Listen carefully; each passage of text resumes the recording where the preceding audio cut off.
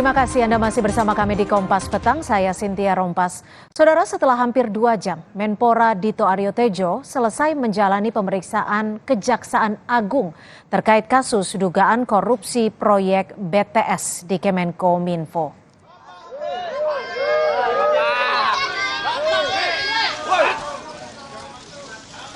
Maaf ya, Bang. Usai menjalani pemeriksaan, Dito mengatakan dirinya sudah memberikan keterangan secara jelas terkait tudingan aliran dana dalam proyek BTS. Direktur Penyidikan Jampitsus Kuntadi menyatakan ada 24 pertanyaan yang diajukan oleh penyidik Kejagung. Kemarin pas waktu ini mencuat, kebetulan kami sedang yang bersangkutan kami periksa sejak dari jam 1 sampai dengan jam 3 dengan 24 pertanyaan. Semua pertanyaan dijawab dengan baik, transparan, dan selanjutnya terinfo dalam rangka untuk menangani atau mengendalikan penyidikan.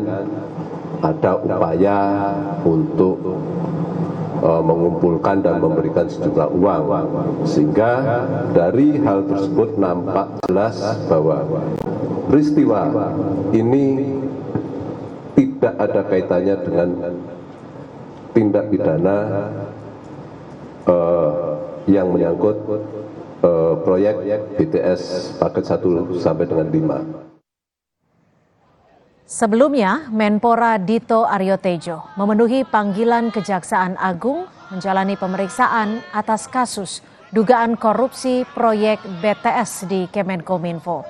Politisi Partai Golkar ini datang ke Gedung Kejagung sekitar pukul 1 siang, setelah sebelumnya dijadwalkan pada pukul 9 pagi.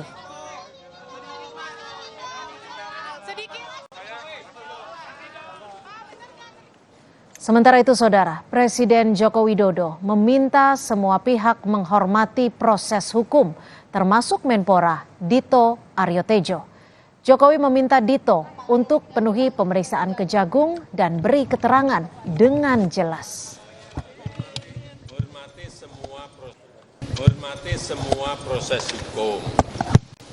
Kalau yang dipanggil baik dari KPK, baik dari Kejaksaan, ya hormati proses hukum itu. Datang dan berikan penjelasan, berikan klarifikasi. Apa saja hasil pemeriksaan yang dilakukan penyidik terhadap Menpora dalam dugaan